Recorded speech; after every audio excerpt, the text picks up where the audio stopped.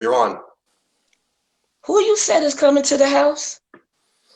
Who you keep having to come over to the house right now? I know the holidays and stuff is coming, but Jared, you still there? I don't know if I could cook. I don't. I mean, I was a great cook back in the day, and I just don't know if I feel like Yeah. seeing anybody. I don't know if I could feel like cooking right now. And the other one, she can't cook, and all she bring is salad, and she bring about 10 people with her. They got the Tupperware with her, eat up all the food. We ain't got nothing for the next day. I mean, I love family, but I've been sick, and I'm tired of them saying, "Well, why you so dark? What's the matter with you?" But they don't got a book. They should read something about dialysis or something like that, or a transplant or something. Get involved. You know what I mean? Don't ask me a bunch of questions. It's the holidays. I don't want to talk about illness. I know one thing I want to talk about. This is the Lisa Baxter Show, giving you the 411 in the kidney world. How's everybody doing? Boy, y'all in for a real ride tonight. Put your seatbelts on. Hold on, hold on, hold on. I got the good stuff for you tonight. I always got it good for you, but I got a surprise for you. If you didn't see the advertisements, then you're gonna still be surprised. But before I tell you about my guest, again, I want to talk to you about the holiday season. And the only thing I want to say is that it's nice to play games with the family. I mean, you can play made up games that you might have did as a kid. I mean, we used to play all kind of stuff, hide and go see, still old man bundle. We did we played the card house building things. I got one of those Family Feud card game things. I mean, I used to love to play Trouble. You know what I mean? So it's good to do stuff with the family, make memories. It don't have to be a game that you buy or even on the internet. It can be something that you can create or make, recreated with the family, and they'll never forget it. Now, besides that, I'm going to blow your mind with a couple of things. I don't know. You might know about clothespins and arts and crafts. So we do a lot of different arts and crafts, and I want to blow your mind and do different things with arts and crafts, hopefully either on the show or, when I do the arts and craft segment. You have to take the things apart. These are clothespins, and then you can make a rocking chair out of clothespins. You can make a table. You could stack things up with it. You could do anything you like. You can even shellac it or paint it. They got clothespins that size, and look at the cute one they got this size. Isn't that adorable? Now, this one blew my mind because I never seen a clothespin this size. So I said, boy, I'm going to have to do a prototype or something for you guys to see, a little sample, and then you'll get the idea. But this one's going to give me a challenge. But I like challenges. How do you know about that? Because you know me, right? I'm your girl. Well, let me introduce my guest. I hope you guys have had a wonderful Sunday. Get your snack ready because I got the man, the real man, the man around town, the man with the hand and the fingers pointed up in the air, the man that does the leg work. He goes a running from town to city to city to town. He's a nurse. He's a RN. He got so many letters by his degrees. I don't even know how to read them all, but I know he's a producer. This guy is just too much. He's an executive producer. He has his network. He has all of this stuff. Him and his partner, man. This is the Mr. Bam Boom Bam, Steve Belcher. Woohoo! Wow! Hey, Steve. Hey, what's going on, Lisa? How you doing? Alive and kicking all the time. Alive and kicking. I got the Mr. Steve Belcher up on the show. What? So you're not just behind the scenes. You the man in front. You the man on the side. You the man in the back. You the man orchestrating stuff. I ain't mad at you. Yeah, I appreciate that introduction, Lisa. I really do. It's all true. It's all true. And you know that. It's all true. Man, let me see, where can I start with you? I'm so glad to have you. I don't know what to do. I had your partner a couple of weeks ago, the Mrs. Tamika. Yeah, that was last week. That was last week? No, the week before. I had the nurse last week. Oh, okay. That's right. That's right. Ooh, I'm glad I'm on point. You scared me for a minute. I said, oh, wait. I ain't mad at you. You're doing a lot. When you do a lot, stuff get jumbled around. I still ain't mad at you. Now, let's start. Let me see. Let's start it first with, we're going to start with your job first because I'm going to ease you on into all of this. So what made you become a tech or a nurse or whichever way you want to go with it first? Because I know you had to do steps because you got 1,000 degrees. Anybody with a thermometer that long got some time to talk about it. Well, it actually started after I got out of the military, Lisa, in 1985. Wow. I had no medical training. In fact, when I was in the military, I was a was called a 19 Delta Cavalry Scout, more or less a grunt. Mm, So when when the shit hits the fan, I'll be one of the first ones out in the front lines. wow. And so when I got out of the military down in Texas, me and my wife at the time moved to Austin, Texas, Mm, where this was in 1985. So you got to understand the economy and everything was a lot different than it is now. oh, yes. So so I was 21, 22. My wife was pregnant at the time and Mm, just got out of the military. Didn't know what I wanted to do. Was doing odd jobs. I drove a school bus. I was a security officer. wow. I worked in maintenance. And one day I was in my apartment and I was watching television, and this commercial came on for this trade school called Capital City Trade and Technical School in Austin, Texas. Mm, And they had a advertisement for a medical assistant course. So I thought that I would try it out. So I drove over and went to the school and signed up. mm, And what I found out as I was taking the class, maybe 2 to 3 months in the class, that I was kind of accelerating, that I was able to catch on. And only thing I can say that came from is my military background and what I went through as far as training, mm. to be a combat soldier and just the process. So I was able to latch on to that. And 3 months into the course, I went to the job placement counselor Mm, and asked them if they knew where I could find a job to be a medical assistant or just to get on the job training while I'm going through school. yes. And so what happened, they gave me this address, this information to this clinic called the Austin Diagnostic Clinic. Mm, I didn't know what it was. I just took it and ran with it. So I went to this place and I called and I got an interview. So when I interviewed back in these days, the technicians had their supervisor and the nurses had their supervisor.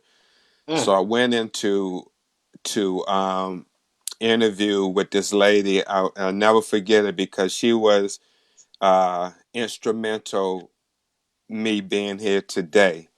Her wow. name was Gladys Houston. Mm, She was a black female, and she treated me like I was her son. She didn't even know me from a can of paint. wow. Um, she hired me, and right during this time, I mean, I had to go through training, so it was in October. She hired me, and the week I'm trying to remember. I'm not sure if I started or right before I started. My Uh, grandfather passed away, mm, so I had to fly back to Virginia, back to DC to go to Virginia to attend his funeral. mm. So I came back, and she still let me work. Okay, so I went into Before training. greatness. Yeah, yeah, and so that was in October, and then in November 20th, my daughter was born. Ah, Okay, down beautiful. in Austin, and so me being out of work, all that going on, and just starting this job, this lady still kept me employed. And this was doing training. Nowadays, something like that happened, man, Mm, them people don't want to hear that. They're going to But this lady, I guess she saw something in me I didn't see in myself, Sure. and um, I went through that training, and what after I finished training, it was maybe no, it was January 1986. Uh, I couldn't afford living down in Texas no more. At Mm. that time, the technicians, I was only making $4.18 an hour. Wow. And, I had apartment to pay for, car insurance, car note, had a new baby. It was overwhelming. So me and my wife moved back. Never forget, drove a rental truck from Austin, Texas to DC. And like it was in January of '86 when the uh, space shuttle blew up. Mm. Never forget it. We was driving in the mountains and through Arkansas, and the truck had a hole in the bottom on the passenger side, and had a newborn. So it was rough because I got sick during that trip, and I Wow. had to end up in Arkansas, Texas, Arcana. I was in the hospital with a viral infection. So um, the next day or 2 days later, we continued on the trip. And so that's how I got into dialysis. And once I got back to Maryland, I worked for a company called, well, of course, I called before I traveled back to find Yeah. jobs. Yeah. And I got hired with Fresenius, but at this time they were called BMA, Biomedical Applications. Mm. Hmm. Wow. Now that Yeah. that's interesting. That's an interesting story because a lot of times, like you said, people don't hold a job for you, or they don't wait for you, or Hmm. they don't even give you a chance. They'll think your story. If I didn't know you, I wouldn't have believed you. And I said, he don't want no job. He don't want to take care of his Hmm. family. But she saw something in you. She saw, I believe she saw greatness. I believe she saw leadership abilities and what have you. So because who knew you what you have to carry all the way up to now. So Hmm. okay. So you started working for them. They changed the name and everything. You started out as a tech first, right?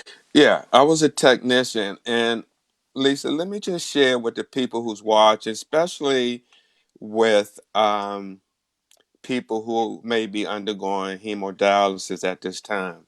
Say that.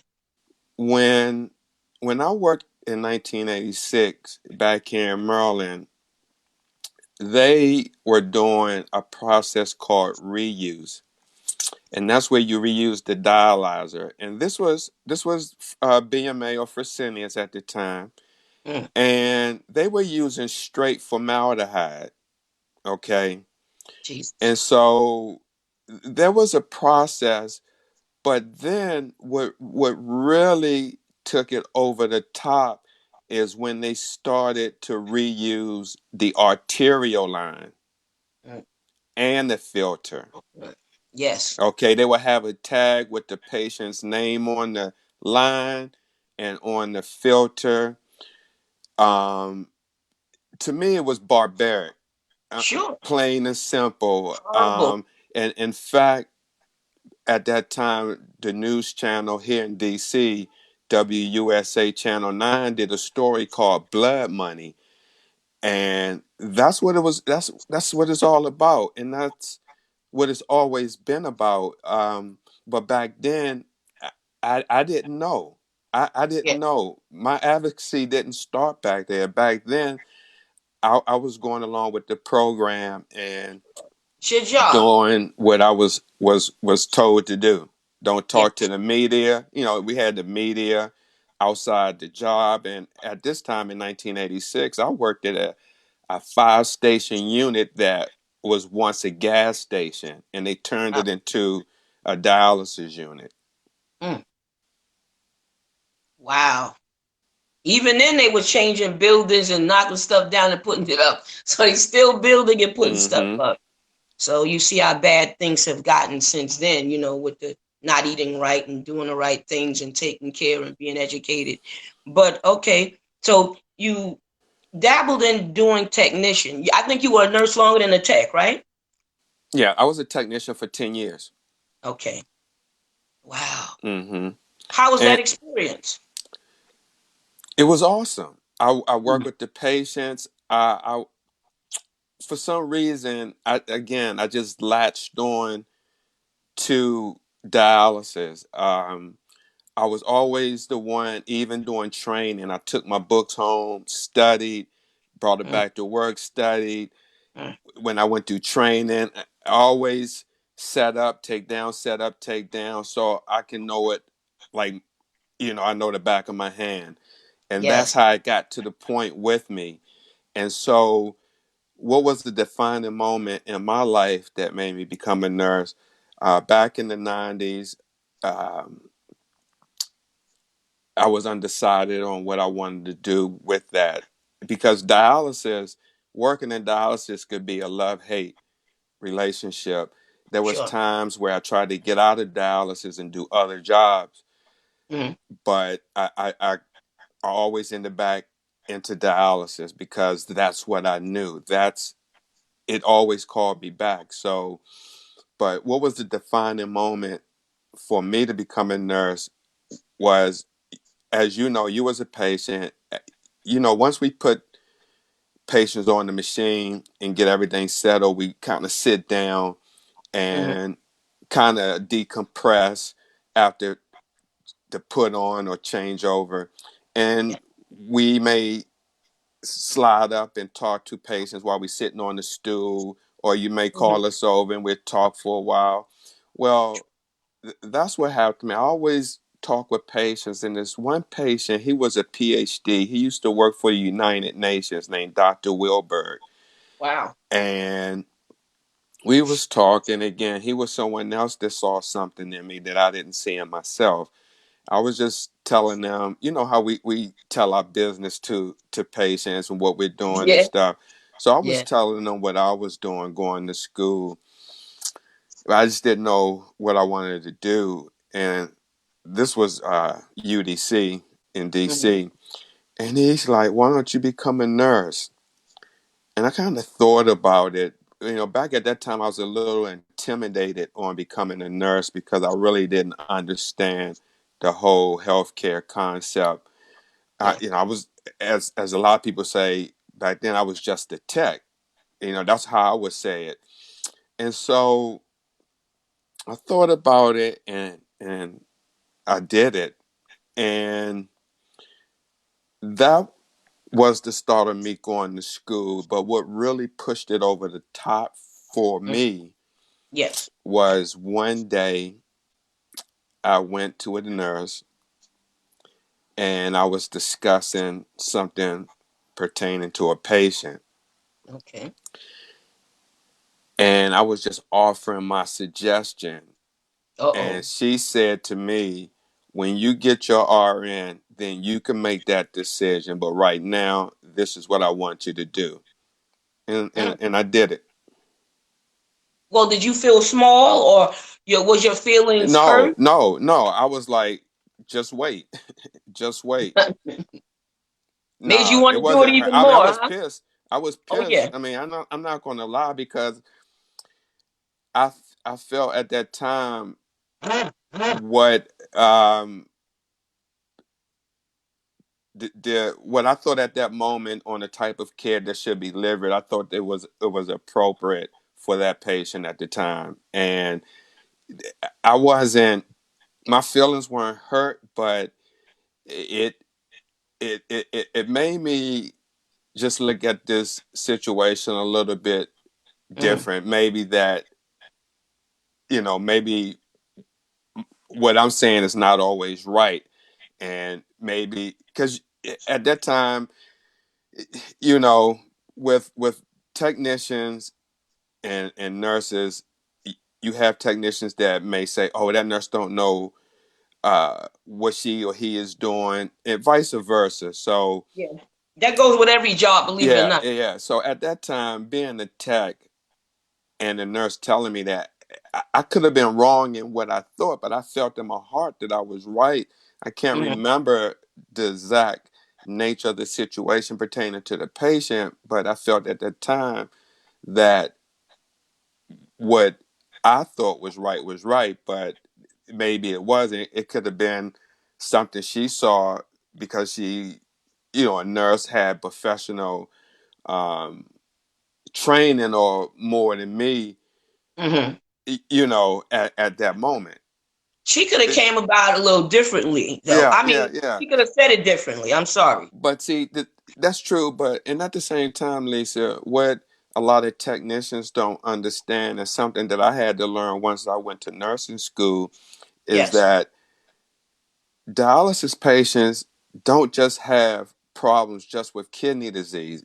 I mean, the majority, let me take that back, the majority have Hmm. other issues. So if a patient comes in and says something is wrong,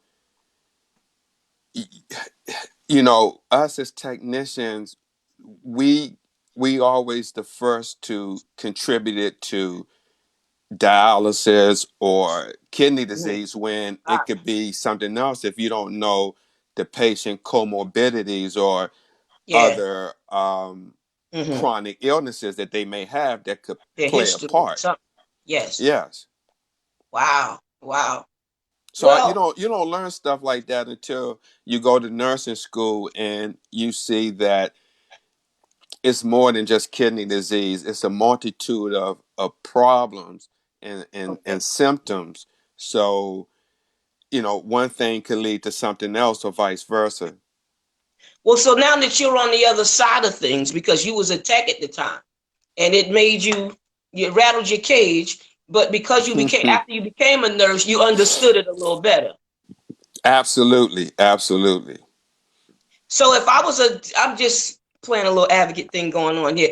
If I was a tech and I came to you now in this time, which people sometimes are the same, whether it was years ago or now, some people nasty is nasty or not a team player. So I came to you now about a patient now. How would you handle that, or what would you say to me, or what would you say differently that she might have should have said? Well, it depends on what it is. So let's just say, for instance, Okay. technician came to me and said Mrs. Smith came in below her dry weight. Okay, what should I set her for? So I would say to the technician, we'll go over to the machine and I'll just have, especially if it's a new person, I'll Mm-hmm. have them to look back, both of us together. I'll say, let's go look at and see what she left out last time, her last weight. And then, with a lot of these uh, dialysis clinics, they have, well, let me just say DaVita has Mm-hmm. the treatment sheet and they have maybe the last 7 or 8 treatments on the second page, history of treatment. So I would ask her, let's go back, let's look at, see what she left out at her prior treatments.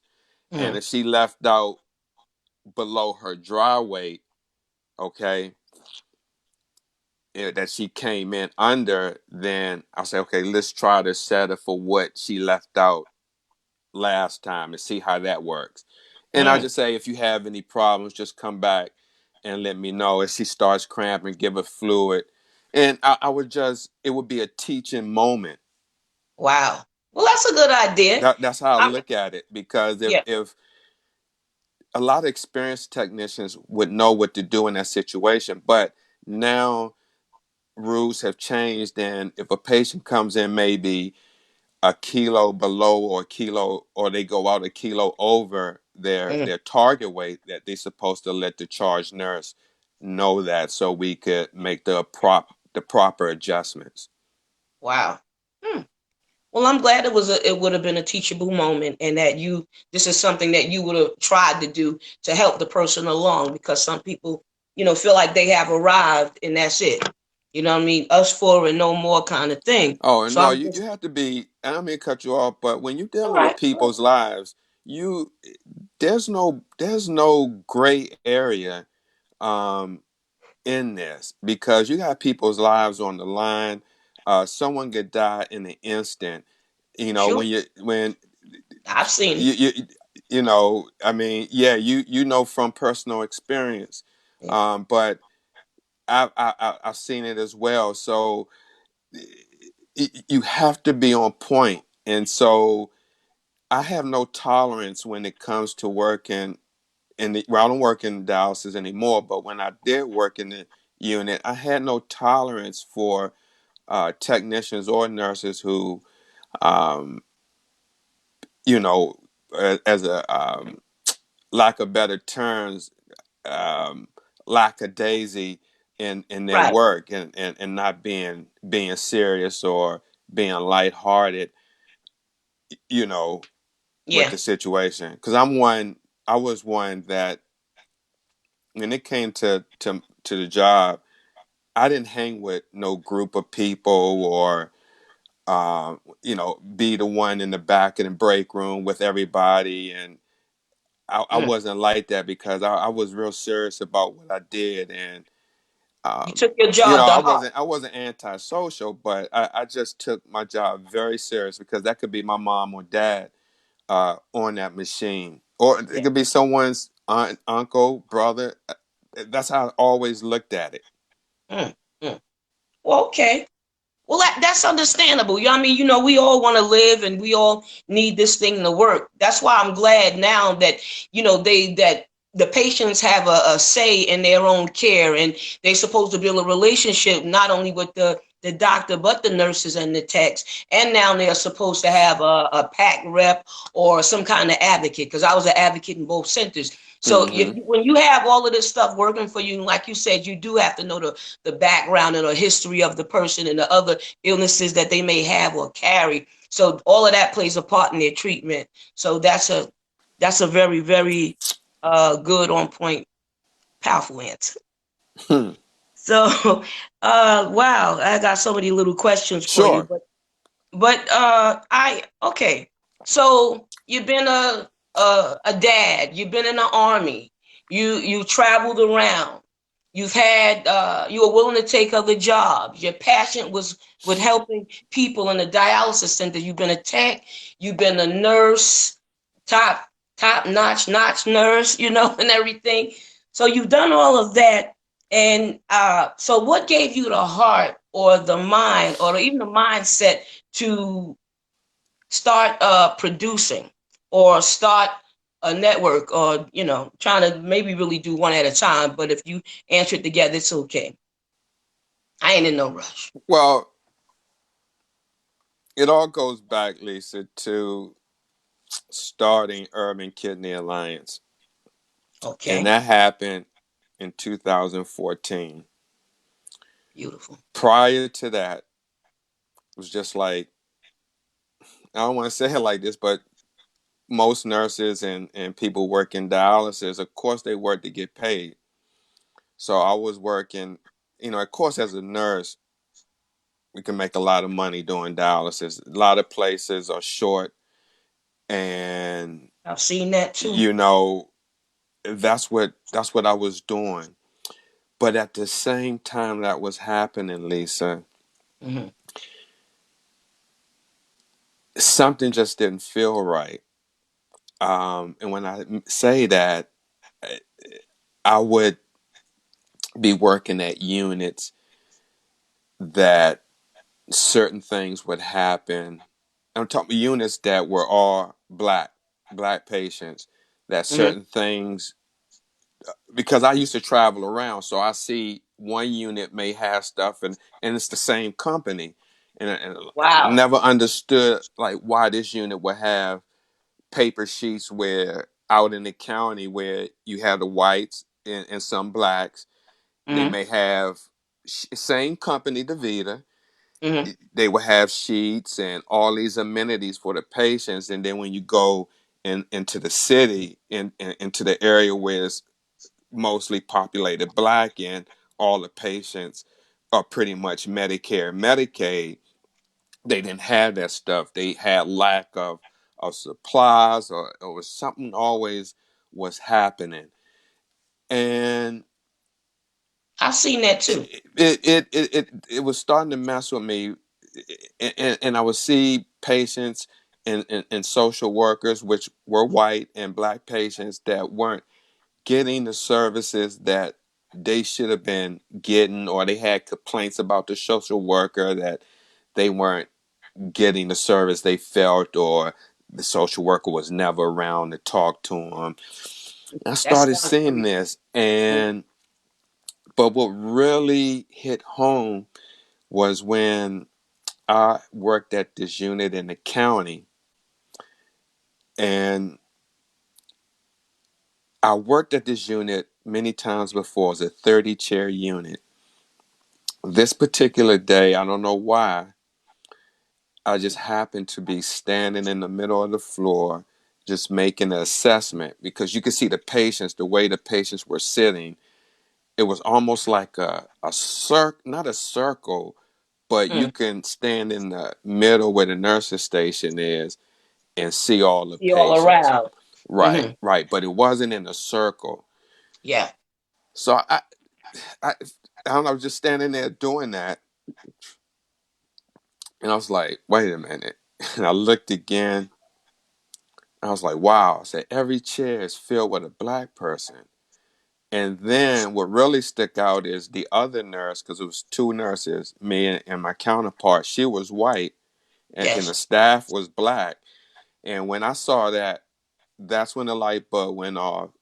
Mm. And filled with, when I was going to school during that time, for my master's, when we had to do reports and research, I always would see research that always included blacks, African Americans, high blood pressure this, disparity that, Mm. Mm. uh, all kind of disparities in reports that I was seeing, articles. I had to do something about it, because it wasn't, I in my heart felt that there was a organization that was really boots on the ground, letting people know. Because if it was, Yeah. then you wouldn't have this many That. people Hmm. with kidney disease, and more than almost 10,000 clinics across the United States. I mean, and so that's where Urban Kidney Alliance came Was out born. of.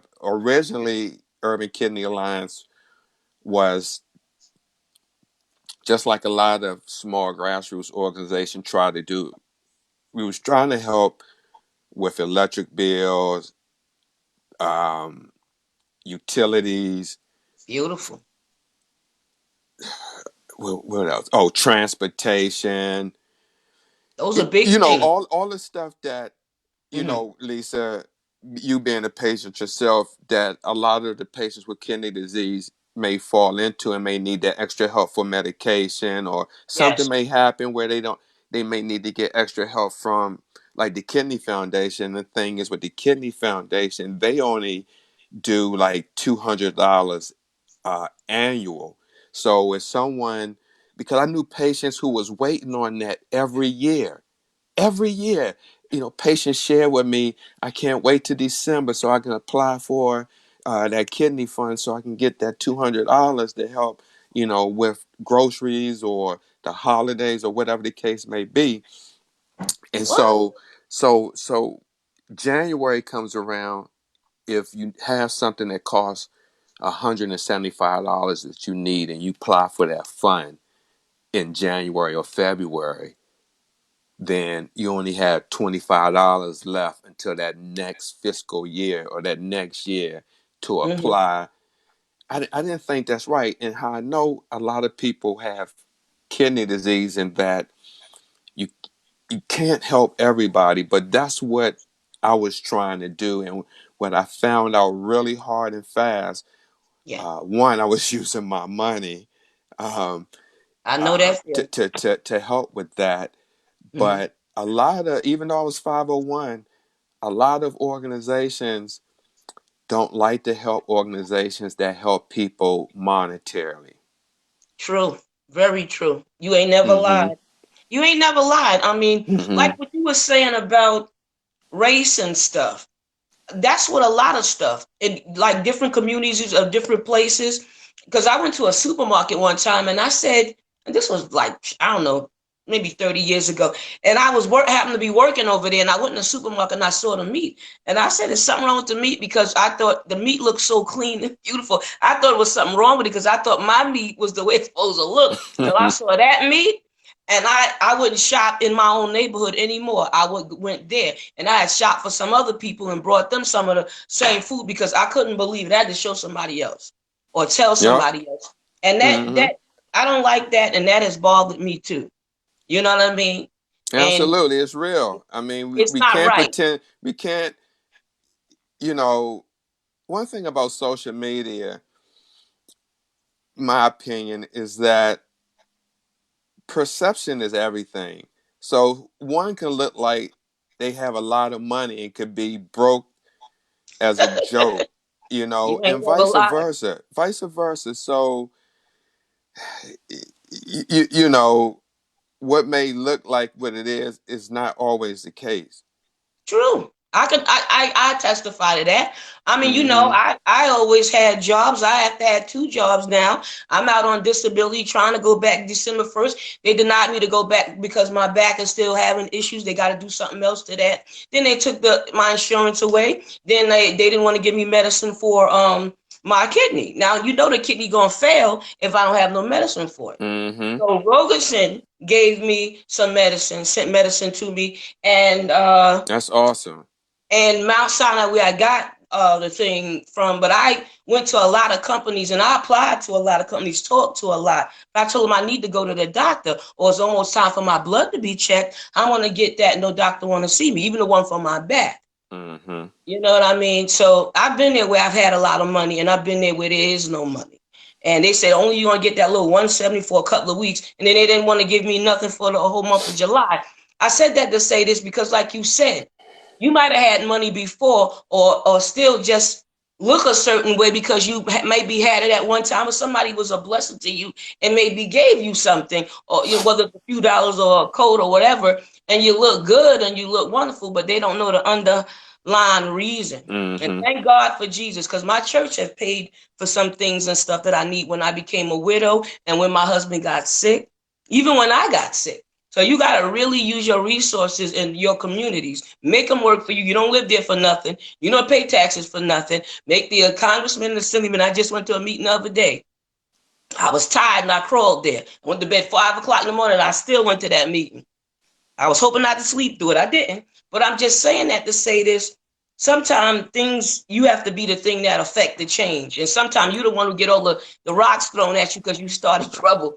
But in the long run, it'll be something good or something great or Mm-hmm. something marvelous if they just give it a chance or get with you. But they don't see you as nothing but a troublemaker sometimes. But I dig that you go to all of those places. When I used to do stuff, they slammed doors in my face or told me, "Who told you to write a book?" Or "You ain't no doctor," or "You just a patient." Whatever I just am, I got the 411 on that. All right. Well, I know Lisa Baxter. I know her body. I know all about dialysis through what Lisa Baxter been through, almost dying, falling out, being poisoned by a doctor. Don't get me started. But I'm just saying, Steve, oh yeah, now I almost forgot. You had dealt something with your kidneys too. A lot of people know that you deal with nursing technician and doing the shows and traveling, but they all don't always know about your challenge with your kidneys. I think it's what was it 1% or 1 point or something like that. No. Well, Lisa, I do have kidney disease. It's maybe Right. at the first stage. Um, I think the Sean, last time I looked, my GFR was maybe somewhere like 70%, 80%. But basically, how that happened was back in the 2000s. Uh, some unknown viral infection. I don't know where it came from, my but Lord. it just came out of nowhere and actually had me spilling like 3 grams of protein, which is a lot. Oh yeah. Basically, I was in nephrotic syndrome. I talked to one of the nephrologists that I knew because, Mm, by working in this field and when that was going on, of course, I know a lot of some of the top doctors in sure. United States that I work with, Mm, far as nephrologists. So I was privy to have opportunity to have access to have people look at my records without Mhm. costing me, charging me, to let me know what was going on. And so I was spilling 3 grams of protein. I was in nephrotic syndrome. However, my BUN and my creatinine weren't affected. Thank And God. yeah, yeah, that was crazy. But since then, I've always kept up with this as Good. far as taking the antihypertensive, which is one, which is the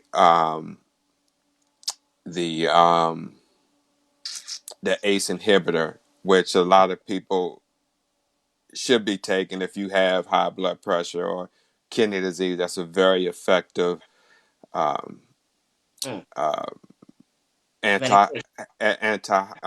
hypertension medication Oh, good. for people with kidney disease, because what it does, it helps from protein spilling in the urine, and it also reduces your blood pressure. And you don't want to have protein spilling in your urine because You really don't. it damages your kidneys. Yes. And so anytime, and someone right now, if you wanted to know if you have protein in your urine, you can go to Stay CVS or a drugstore and buy on. a dipstick and test your own urine to see if you got blood or protein. And some of that you don't always have to go to the doctor to check to see. But if Wow. you do get that dipstick, because it has the directions right on the back and the levels on how it would look if you had protein in your urine. Wow. And that's why nine nine out of 10 people have stage 3 kidney disease and don't even know it. Yes. Yes. Yeah, that number has truly climbed, you know? That Mm-hmm. number has truly climbed. And, you wish people would, take their checkups. You would hope that they would know something about their history or chat with family or share or something like that. One thing about my family, we all talk about it and we all put it out there. Now, that doesn't mean everybody listened or everybody care what we're saying or want to be bothered. Even friends and coworkers, like Lisa, please, or you blowing my high, or leave me Right. alone, or not that kidney stuff again, or blah blah blah. And Well, then that's the Lisa, first, yeah, let me that's just the say first one this. that cry to you though. Right. I have family and people cry after that happened to them though. And that's what I was just about to say, is that when you try, what I've come to find out through this advocacy, when you try to put that information out there, people don't want to hear it because it's not happening to them or they not experiencing any symptoms. So the That's true. approach that we like to use, or we want to come up with, is a shock value type of approach. So you may see posts coming from Urban Kidney Alliance of the foot that has gangrene on 4 toes, Yeah, or I posted that a few someone's times. yeah, Yeah, someone may have an amputation, because mutation. this stuff is real. Yes. And and again, that's where we come back with, you asked me about to producing and all that. That wasn't something that I just woke up and said, let me try this. Honestly, this is have to be through the grace of God, because Amen. it wasn't something that I planned, that I wanted to take time out of my life to try to help people I don't even know, Mm, mm, on social media, because I have a family, I have grandkids, yes. girlfriend, and a lot Oh, of all that has been a lot of right that has been sacrificed. now. Hmm. No, I don't try not to, you know, talk about my private life, but a lot of that been sacrificed that a lot of people don't know, because I don't talk about it or put it out there, It's all right. like that. It's all Yeah, right. but yeah, yeah. This is a uh, you know when when like I said, it just came out of nowhere as far as producing, and really when it first started is when me and Tamika, or Tamika and I, as may say, proper Mhm. English, Yeah. was that we started doing these live shows like this through Facebook Live. Yes. We didn't have this type of platform. We were using our cell phone Hmm. and doing live shows.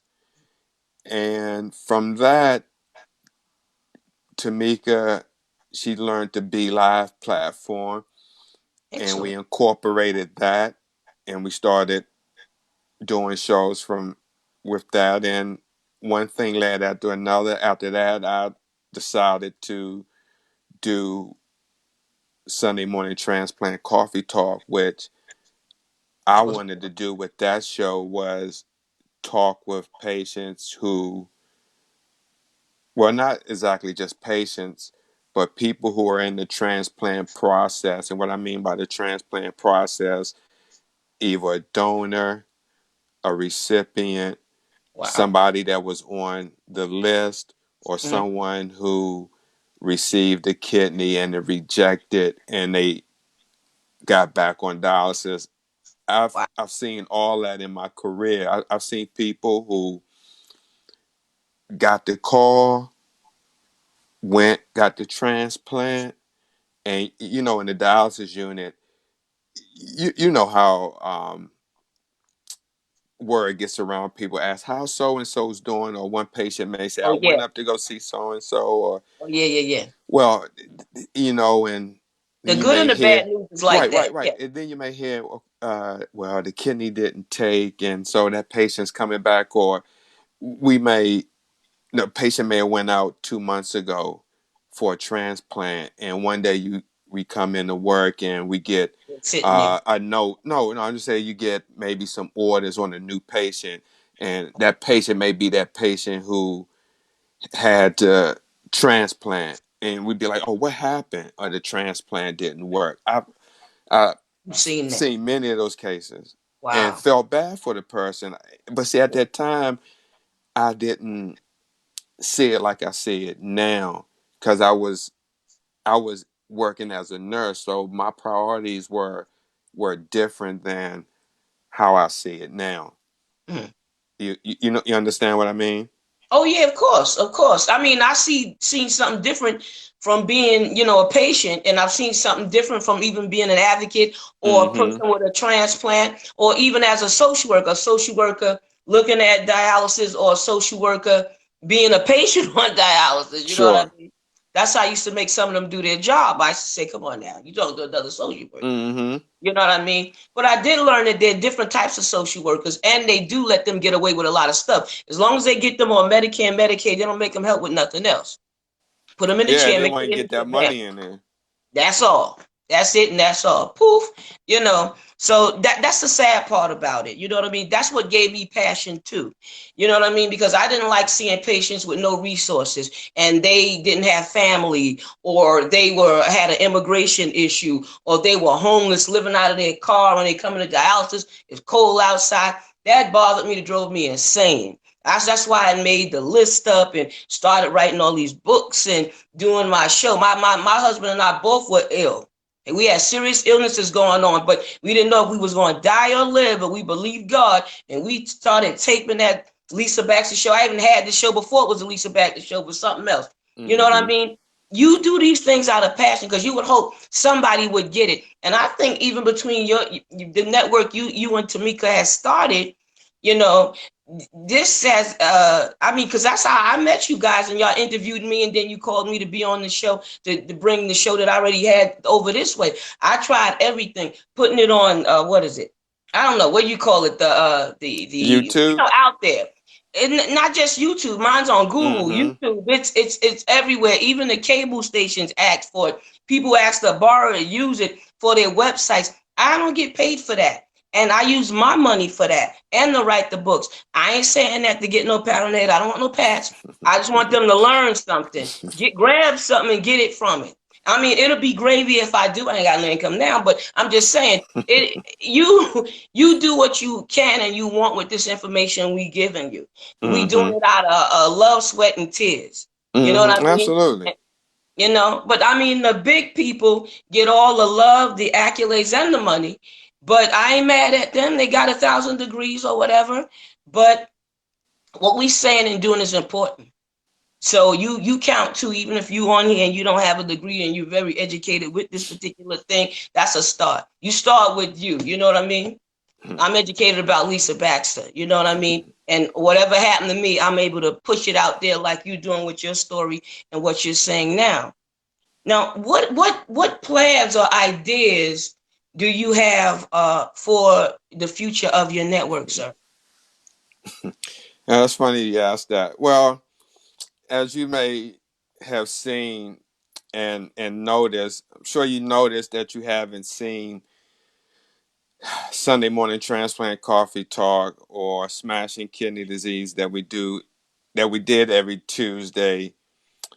Um, Sorrel Sisters Against Kidney Disease, Mhm.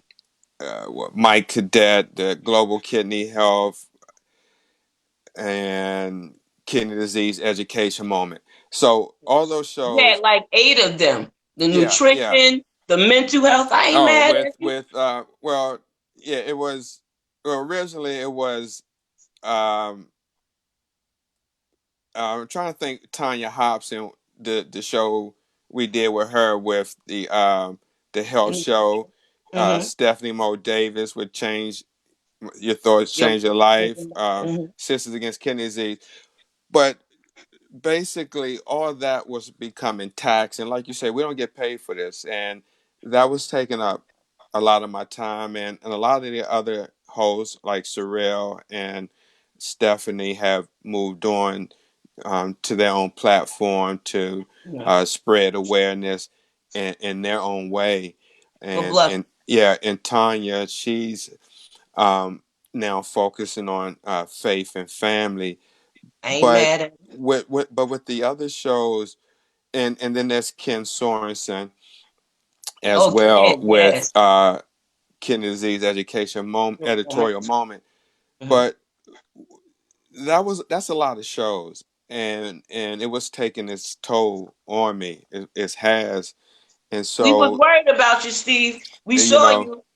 yeah, so I kind of sat, kind of lay low for a minute, and we're working on doing a show which you may have seen advertisement for it called World Kidney News. Hmm. And what that is going to be a 90-minute news platform show strictly dealing with uh, kidney disease. And all those shows that I talked about are going to be What, huh? all accumulated into Excellent. World Kidney News.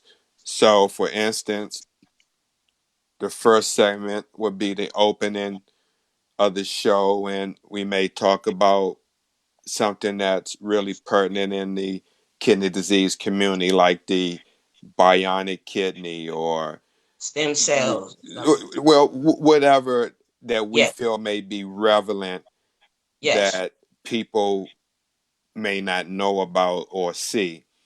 Okay. That's good. And then there'll be the smashing kidney disease segment, and all these segments will be broken up into 15-minute pretty Say. much segments. Yeah. You'll have the education moment, you'll have transplant talk, and we're even going to put in possibly kidney patient of the week in that, and Nice. that would highlight the patient in a sense in a 15-minute summation of their story. Wow. And That's nice. also new is we're going to be adding a platform where we'll be talking with people from across the country, from other countries like Woo. Pakistan, Break that India, up. Yes. Africa, uh, Excellent. through Skype, which we'll be able to implement in our platform. And then also we'll be able to have PSAs transitioned into our broadcast. So when we transition between one segment to the next, we'll have a PSA on kidney Mm. disease or a video playing before that next segment comes on. Wow. That's great. Mm-hmm. That's Mm-hmm. great. I mean, see, that's what it's all about. Sometimes this stuff you have to give it to people in intervals. You know what I mean? Sometimes it's a lot in their face at one time, and sometimes you need a lot of stuff in your face because sometimes people don't get it or understand it, and sometimes it's hard to accept or swallow. You know, Mm-hmm. you go through Mm-hmm. so many stages when you first hear you got this thing, and then when you actually got to deal with it and live with it, that's a whole nother thing. And then now people are starting to see that you have it or notice it or involved now. So you're dealing with a whole lot of stuff. So the education is a blessing. It helps. You know what I mean? It helps. That's why I'm always doing a skit or doing some little crazy thing or little thing to say something real, even to make you laugh, but to still say something real and true that can maybe help you or change your mind or Mm-hmm. make that bulb go off. You know what I mean? If there was any producers or a person that's thinking about doing what you've done or what we've been doing or any of us that's been doing, what advice would you give to that executive producer or manager or a show host? Well, Lisa, there's already people doing it, right now. Reno Warrior is involved in something like this. I'm not sure the name of the show, but let me just say this, Lisa. All right, go ahead, Steve. You say it. You Not got the floor. not anybody can do this. And when I say that, I, I say it delicately because you gotta either be experiencing it or be involved in some way that you've given care to people to almost empathize Mm, what they're going through. And so what I mean is you could try to you not try but you can do this, but I can tell you or give you advice, but I don't have your experience, mm, okay, to of what you lived through to orchestrate that from the concept that you're looking at. So yes. I come from a different perspective because I don't I haven't lived dialysis or had a transplant. I can't speak on that. Only can ask what that person experience is. However, when it comes to education and in Hmm. dialysis, Right. no one can't take that 33 years away from me far as my experience and accumulation of everything that I learned from the doctors that I've interacted with, the nurses, the technicians, the Mm, patients yeah. from the different states that I travel. So I say all that to say I'm using all that to do this. I didn't like wake up and say, "Oh, I want to be produce all these shows." It all kind of like fell in Me place. either. Yeah. It like fell in place. But if a Hmm. person do has aspiration and want to try something Yeah. like that, I would just tell them to find their niche and what they want to do with this. Yes. My niche is education, and I was blessed to get hold of privy documentation from these big companies that other people don't even see, especially patients. I have information that patients don't never get to see, Right. okay, that Yeah. you would think they'll be using to educate, but no, it's just on the intranet. And if you're a lot of people don't go on the intranet of their work website to look for information to download to give to patients. They got better other things to do. I mean, it takes a special person to say, oh, let me uh, get this information, let me get that information so I can educate someone. Lisa, I would be selfish.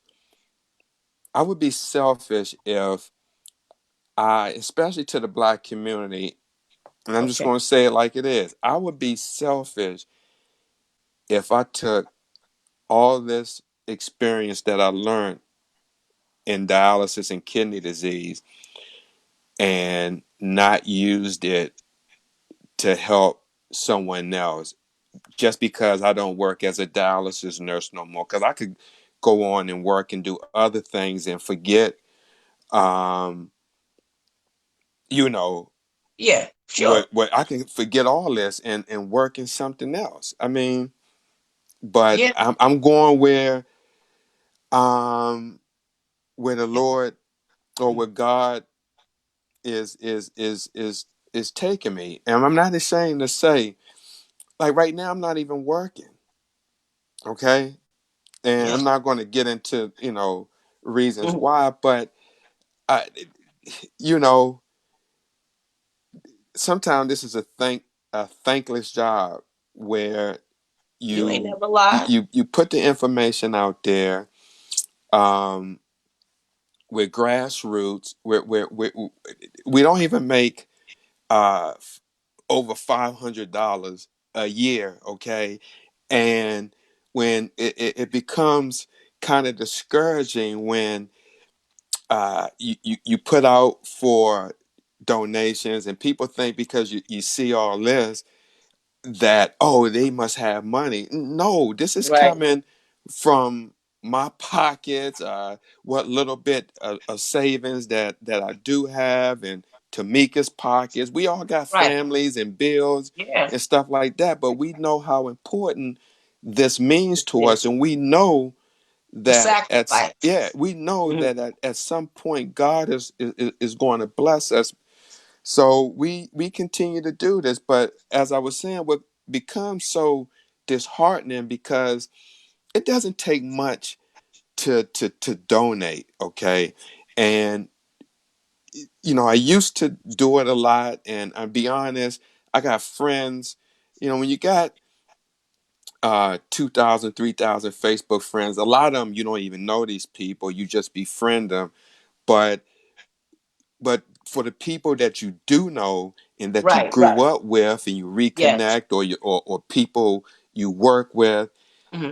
you would think that when they see the work that you do, or if they give you a thumbs up, or they like it, or they tell you you're doing good, you're doing this. But when it comes time when you're asking what, uh, you know, Help. $1, $2. Nothing is Yeah. too small and nothing's too large. That can even be 50 cents. That can even be. It don't even have to be monetary. It could be when your birthday come around. Instead of raising money for Kidney Foundation that already brings in millions of dollars, why Hmm. not? Why not use an organization grassroots that is 501c that don't even get over $500 a year? Why not try to help So into them that. support their cause so they can continue to do this to get the information out to the people who need it? Okay. Yeah. You don't Amen. see dialysis technicians or nurses coming on live broadcast trying to educate patients on their machine, telling them what to look for, Uh, telling them about their access, just yeah. telling them how to save their life and look out for themselves. You don't have many technicians and nurses coming on. Matter of fact, you only have two, and that's Tamika and I.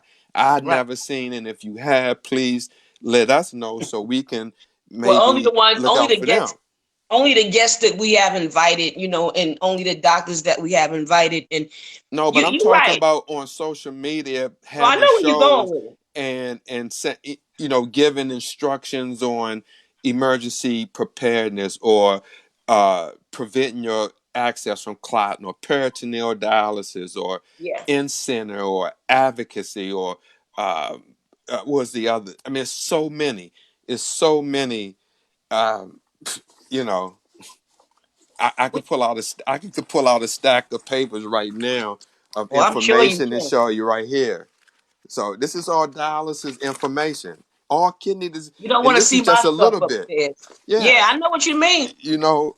They were So calling me a hoarder because I had so much stuff. because I hand out, give out, make a copy, study something, look at it, Mm-hmm. do public speaking, Yeah, travel with it. But but I I feel know you I got away from your original question on someone wanted to do this. What would I suggest? And basically, again, find your niche.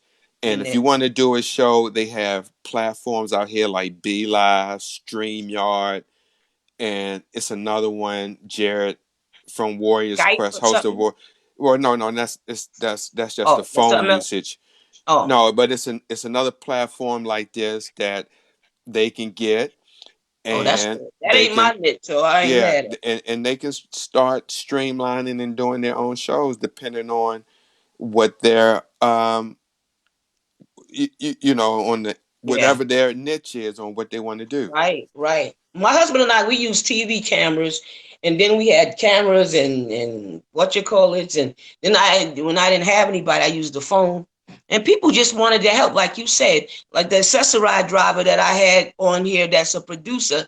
He wanted to help. You sometimes you got people like you said, it might not be money, but if they can help you do something or get something out there, just share it or something. You know what I mean? Mm-hmm. Because it can't be a thankless job. Most jobs are. I'm a social worker, and sometimes it gives you tears in your eyes. Somebody liked your book, or you were able to help somebody to find an apartment or Sure. something like that.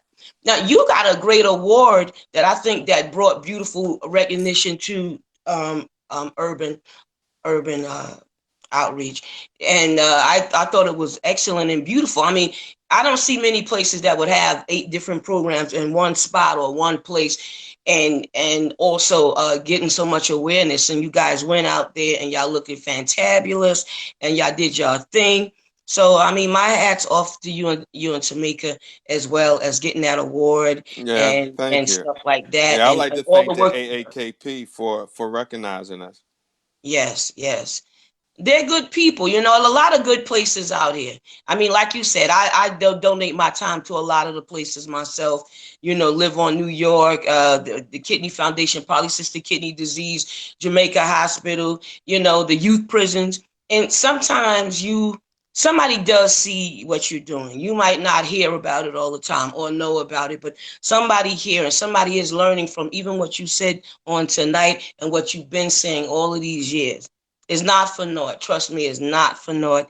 And God is just going to blow your mind and give you the surprise of your life. So I just want you, keep doing what you're doing. I'm extremely proud of you. I'm glad to have met you. I'm glad to have met Tamika and our whole Urban Health family. I mean, I just love all of y'all. Y'all just too much.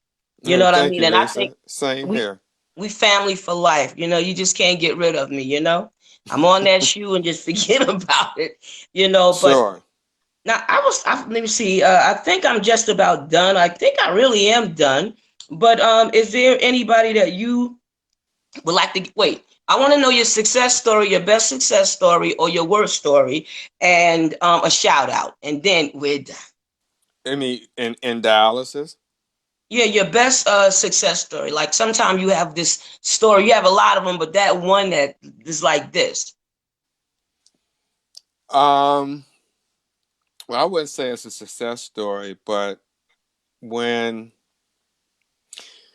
when I was a technician back in 1988, 89, Mhm, I was a coordinator at a hospital mhm, that I did dialysis, meaning I was the dialysis, one of the dialysis persons as a technician that ran the acute dialysis program there. yeah. And there was one patient, it was a white guy Mhm, that I got called in to do dialysis on, and he was a construction worker mhm, from, I believe, Kentucky at the time. But him and his wife were staying at a motel, and he shot dope. They found him in the room, and his kidneys shut down his kidneys, and wow. so he ended up in the hospital. And I was the one that dialyzed him, and I got to know, his wife and him because I was the one doing the dialysis. The spouse be sitting in the room, and we can't leave the room when we're doing treatment. Right. And so each day I would come, I would notice a little bit of urine in the Foley bag, like drips and stuff. And then one day I came back and the bag was full. Okay, and I was so happy to see how that whole process of dialysis. So basically, he was in a acute rejection mode because the heroin knocked out his kidneys for a minute. The Wow. dialysis removed the toxins because he was getting daily dialysis, and as a result of that, I was able to just see that whole process. And like I said, this was like 89. I started dialysis in 85. So it was only 4 years. This was my first acute job. So it's my Mm. first time seeing this and being exposed to this. And Wow. so that was a good success story. And my worst, man, my worst was happened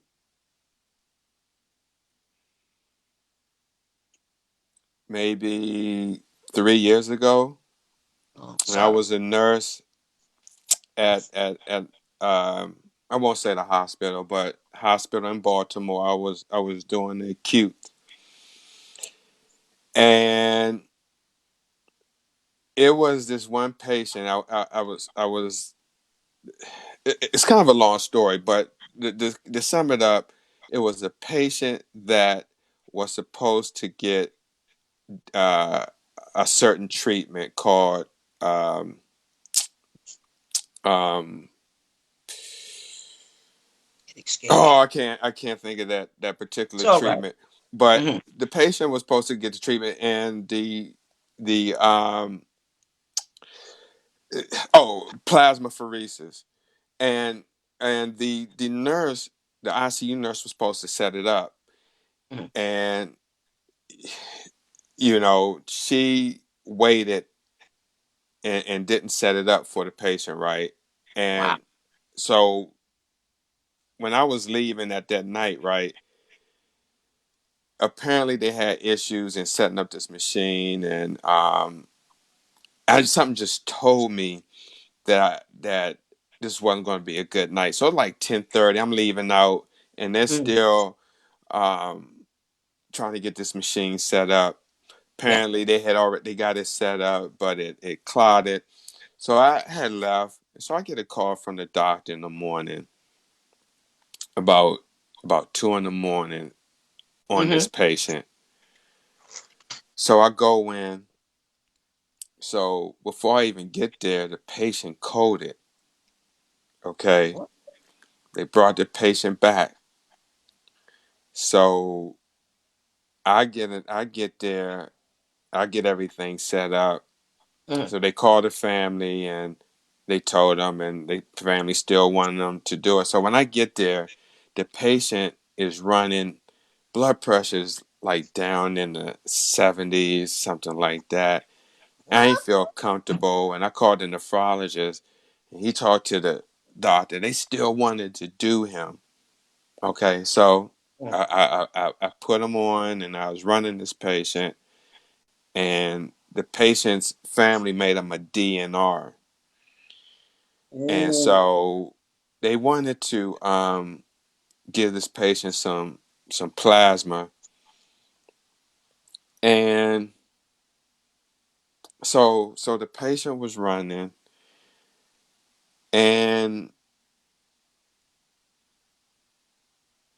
and the patient died on me. Um, Oh wow, Steve. his Ooh. pressure dropped, and as I was taking him off, and like I said, he was a DNR. So when I saw the pressure dropping, getting down in the 50s, I just returned his blood. But by the time, I returned his blood. He was gone, but that upset me so bad. Mm. You know, because I, I didn't get into the whole story, but you can look at this from a Yeah. lot of different Okay. ways. From the beginning, patient was black. His nurse was white. This was in the ICU. Wow. And they were so busy trying to hunt me down to start dialysis where they didn't even read their own orders to see that it was a different type of dialysis that we didn't do. Ooh, And Jesus. I was there the whole day for up to 10 hours. And they were so pressed to run me down to get me to start the treatment because he was having an issue. But yet, by the time I left that night, he still wasn't on. Wow. So you can look at this in a lot of different ways. Yes, Okay. Lord. Mm-mm-mm. And the one thing that I did, I made sure I did, was I copied that medical treatment record and kept it for myself. Wow. And I called the um, hospital. I can't think of what it was. Oh, Mm. risk management. They didn't do anything. I mean, so you know that every time I think about that It story, takes you somewhere. yeah, it does I, because this hospital was known in the past for racism.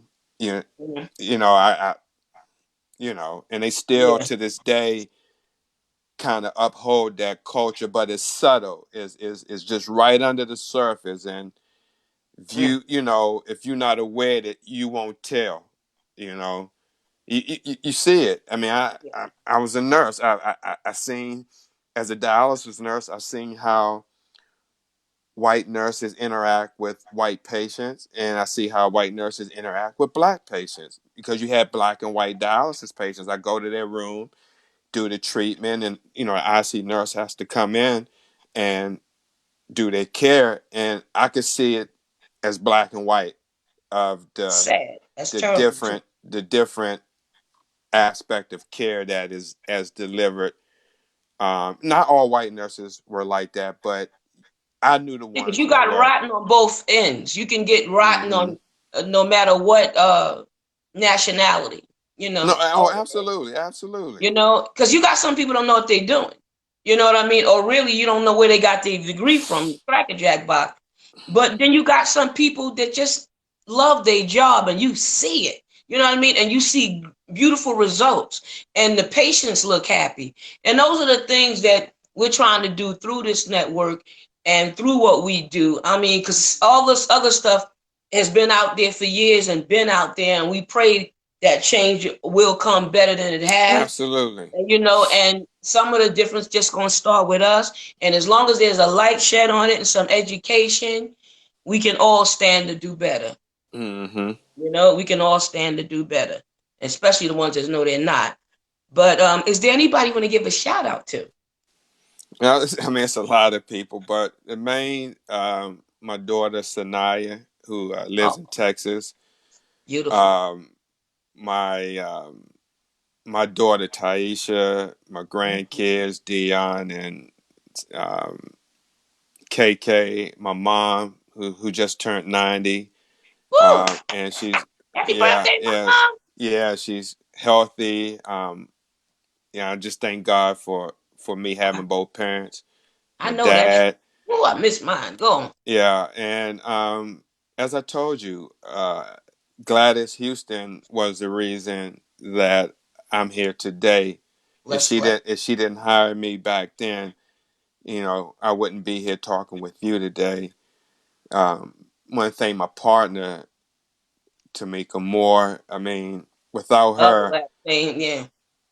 you know, I've had multiple businesses in the past and had partners that didn't work out. So when me and Tamika first got together, I was a little hesitant, and she just made me feel very comfortable with having a partner, and through that we become really good friends, best friends. I mean, I love her like I would Yes. love my sister, Yes. and She loves you think too, I can see.